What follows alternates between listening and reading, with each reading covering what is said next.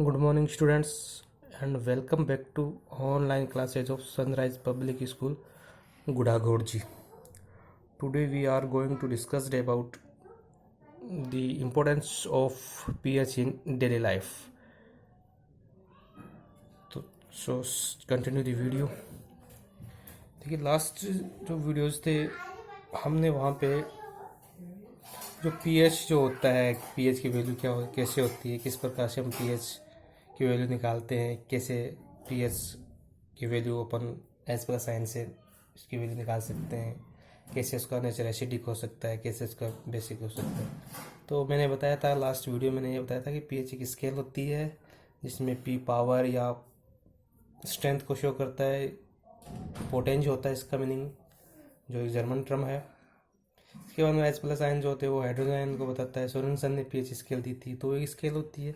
तो 7 पे उसका न्यूट्रल होता है, लेस देन 7 से एसिडिक नेचर होता है और मोर देन 7 से इसका बेसिक नेचर होता है। तो इसी से रिलेटिव आज जो पीएच होता है उसको अपने लाइफ में क्या यूज होता है। देखिए एसिडिटी इन स्टोमक, तो देखिए एसिडिटी इन स्टोमक कैसे इंक्रीज होते हैं। अपन जैसे कहीं पर भी अगर अपने स्पाइसी फूड खा लेते हैं तो स्पाइसी फूड लेने से क्या होता है कि अपने जो स्टोमक होता है उस स्टोमक में जो HCl होता है उसमें पहले से क्या प्रेजेंट रहता है, HCl एसिड होता है। उसमें से पहले से क्या होता है, HCl एसिड होता है। तो जैसे ही स्पाइसी फूड अपन गेन करते हैं तो स्पाइसी फूड लेने पे क्या होता है, स्टोमक का जो HCl एसिड होता है वो क्या होता है, इसमें इंक्रीज हो जाता है। HCl की जो वैल्यू होती है वो क्या होती है, इसमें से इंक्रीज हो जाती है।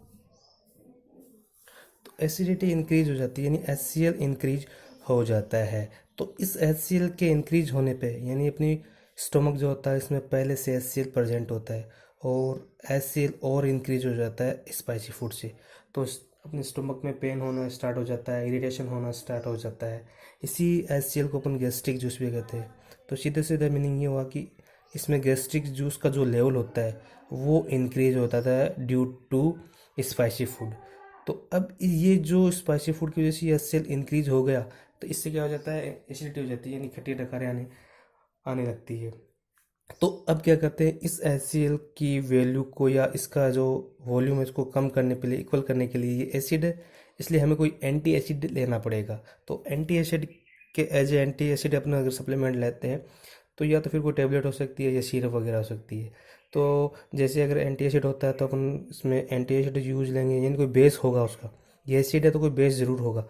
तो मैंने यहाँ हम मैग्नीशियम हाइड्रोक्साइड जो होती है वो एंटी एसिड के रूप में अपन ले सकते हैं। तो मैग्नीशियम हाइड्रोक्साइड जो होती है इसको मिल्क ऑफ मैग्नीशिया भी कहते हैं।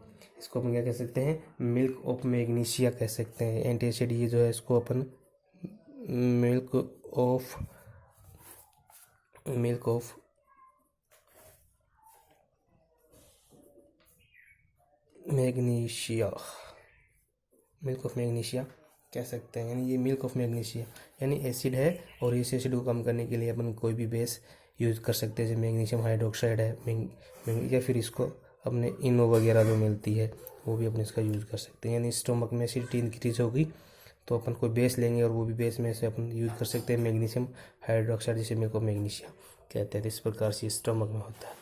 टीथ डिके जो होता है यानी इसमें क्या होता है, टीथ डिके जो होता है उसमें अपन देखते हैं कि अप्रोक्स अपनी माउथ का जो पीएच होता है वो 6.5 होता है। पीएच कितना होता है, 6.5 होता है।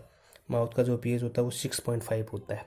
और यहाँ पे बैक्टीरिया वगैरह प्रेजेंट रहते हैं। जैसे अपन कोई फूड गेन करते हैं, फूड खाते हैं या कोई फूड वगैरह खाते हैं तो ये जो बैक्टीरिया जो इंक्रीज हो जाते हैं, ये बैक्टीरिया क्या करेंगे, अब इस जो पीएच है उसको डिक्रीज कर देंगे, अप्रोक्स 5.5 कर देंगे। तो यहाँ माउथ का पीएच जब डिक्रीज हो गया तो क्या होगा, जब माउथ में जो टीथ होता है, टीथ पे कवर होता है जिसे अपन इनेमल कहते हैं। क्या कहते हैं, इनेमल कहते हैं। ये सबसे हार्ड पार्ट होता है बॉडी का, हार्ड पार्ट।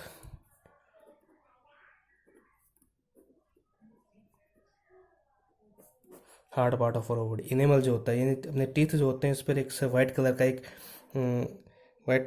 एक कवर होता है जिसे इनेमल कहते हैं। और सबसे हार्डेस्ट पार्ट होता है, यानी बोन से भी ज़्यादा हार्ड पार्ट होता है, इस बोन से भी ज़्यादा हार्ड पार्ट होता है इनेमल। तो ये इनेमल वहाँ पे चढ़ा होता है। तो जैसे बैक्टीरिया इंक्रीज हो गए और टीथ का माउथ का पीएच 6.5 से 5.5 पहुँच जाता है तो ये इनेमल भी धीरे धीरे डिक्रीज होना स्टार्ट हो जाता है। तो इस प्रकार से ये पीएच जो होती है ये अपने टीथ को भी इफेक्ट करती है। तो हमें क्या करना चाहिए, बेसिकली हमें कोई बेस यूज़ होना करना चाहिए। तो अपन कुछ भी यूज़ कर सकते हैं, जैसे टूथब्रश हमें टाइम इसको हमें करनी चाहिए। सो हमें टूथपेस्ट क्या करना चाहिए, इसको हमें करनी चाहिए। तो ये तो क्या होगा, ये टूथ देखिए जो होगा तो इसका यानी 6.5 से 5.5 होगा, यानी एसिडिक नेचर हो जाएगा। फिर अपने माउथ का कैसा हो जाएगा, एसिडिक नेचर हो जाएगा। तो अभी एसिडिक नेचर को कम इंक्रीज करने के लिए हम कोई बेस का यूज़ करेंगे। तो जो टूथपेस्ट वगैरह होते हैं उसमें बेसिकली ये बेस ही होते हैं, जो इस प्रकार से टूथ का ये टूथब्रश से हम इसको टूथ को अपन दिखे होने से बचा सकते हैं। तो टाइम पे टाइम हमें टूथ यूज करनी चाहिए। स्टिंग ऑफ इंसेक्ट, अगर बात करते हैं स्टिंग ऑफ इंसेक्ट यानी होता है, तो इंसेक्ट जैसे ही कोई भी इंसेक्ट जो होती है, जैसे बी है, स्पाइडर है, आपका बी है ना, बी हो गया, रेड आंट हो गई, स्पाइडर हो गया, ये सारे क्या होते हैं, जैसे अगर बाइट करते हैं इनमें क्या होता है, फॉर्मिक एसिड होता है। कौन सा एसिड होता है, फॉर्मिक एसिड होता है। इसमें कौन सा एसिड होता है, फॉर्मिक एसिड होता है। तो जैसे ही ये फॉर्मिक एसिड जो होता है जैसे इंजेक्ट होता है तो अपनी बॉडी में इरिटेशन होना स्टार्ट हो जाता है, स्किन पेन होना है,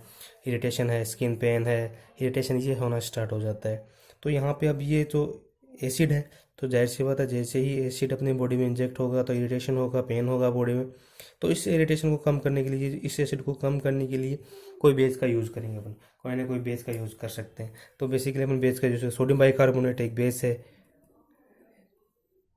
सोडियम बाइकार्बोनेट एक बेस होता है। उसको अगर जैसे रब करते हैं तो अपन क्या हो जाता है, ये क्या हो जाता है वैसे ये जिसका इसका जो लेवल है धीरे धीरे कम हो जाता है और पेन और इरिटेशन कम हो जाता है। इस प्रकार से अपन ये कर सकते हैं। तो इससे क्या हो जाएगा, ये बेस है, एसिड न्यूट्रलाइजेशन से रिएक्शन हो जाएगी और दर्द होना कम हो जाएगा, पेन होना कम हो जाएगा। तो इस प्रकार से अपन ये जो रेड आंट होती है, स्टिंग बी है, हनी बी है, रेड आंट है, स्पाइडर है, इनके स्टिंग में कौन सा एसिड होता है, कार्बोक्सिलिक एसिड होता है, जिससे क्या हो जाता है, ये क्या हो जाता है, इरिटेशन और पेन होना स्टार्ट हो जाता है। तो एसिडिक रेन, अब देखिए एसिडिक जो रेन होती है वो बेसिकली इसमें जो क्या होता है, एसिडिक रेन में क्या होता है, जो पोल्यूटेंट होते हैं वो इसमें यूज होते हैं। बेसिकली अपन मान सकते हैं सल्फर के या ये नाइट्रोजन की जो बेस होते हैं उनसे क्या एसिड रेन होना स्टार्ट हो जाती है। तो एसिड रेन क्या होता है, इससे क्या हो जाता है कि या तो सोइल को या फिर रिवर को क्या करेगी, इफेक्ट करती है। तो जो जो हिस्टोरिकल पैलेस है, बेसिकली जो हिस्टोरिकल पैलेस है ना, उनको क्या करती है, ये धीरे धीरे डिक्रीज करना स्टार्ट कर देती है। जैसे अपन देख सकते हैं जैसे ताजमहल है, उसकी ब्यूटी को एसिड रेन की वजह से ही क्या हो गई, इसे धीरे धीरे ये ख़त्म होना स्टार्ट हो गया। तो एसिड रेन क्या होते हैं, जैसे कोई फैक्ट्री है उसका केमिकल आके कहीं पे पौंड है, रिवर, वहाँ क्या कर क्या गया, यहाँ पे इकट्ठा हो गया। अब फिर क्या होगा, इसके जो वाटर ड्रॉप्स बनेंगे उसके साथ एसिड भी चला जाएगा, फिर वो एसिड फिर से लौट के धरती पे आता है एज ए रैन। तो उससे क्या हो जाता है, उसको अपना एसिडिक रैन कर सकते हैं। इससे तो पोल्यूटेंट हो सकते हैं, इसमें सल्फर के, नाइट्रोजन के, ये पोल्यूटेंट होते हैं जो क्या करते हैं, इसको जो हिस्टोरिकल पैलेस है उनको डैमेज कर देता है। ठीक है, तो इस प्रकार से ये क्या करते हैं, इसको डैमेज कर देता है। तो हम इस प्रकार को पोल्यूटेंट्स को कंट्रोल करनी चाहिए, इस प्रकार से हम इसको रोक सकते हैं। पीएच ऑफ सॉइल, अब देखिए पीएच ऑफ सॉइल, अब डिपेंड क्रॉप का जो प्रोडक्शन होता है वो सॉइल पर डिपेंड करता है। तो इसका सॉइल जो होता है उसका उसका जो लेबोरेटरी होती है वहाँ उसकी टेस्टिंग भी होती है। तो अगर सपोज डेट अगर सॉइल का अगर नेचर क्या है, अगर कोई एसिडिक है तो हम बेसिक फर्टिलाइज़र यूज़ करेंगे, और अगर बेसिक नेचर है सॉइल का तो हम एसिडिक फर्टिलाइजर यूज़ करें, जिससे क्या होता है कि क्रॉप का प्रोडक्शन अच्छा हो जाता है, इससे क्रॉप का प्रोडक्शन क्या अच्छा हो जाता है। तो इस प्रकार से हम पीएच ऑफ सॉइल का भी हमारे डेली लाइफ में यूज़ है। तो आई होप आपको ये आज पीएच डेली लाइफ वाला यूज़ आपको समझ में आया होगा। तो acidic in stomach, teeth decay, sting of insect, acid rain, pH of soil, I hope आपको अच्छे से समझ में आया होगा। Thank you very much.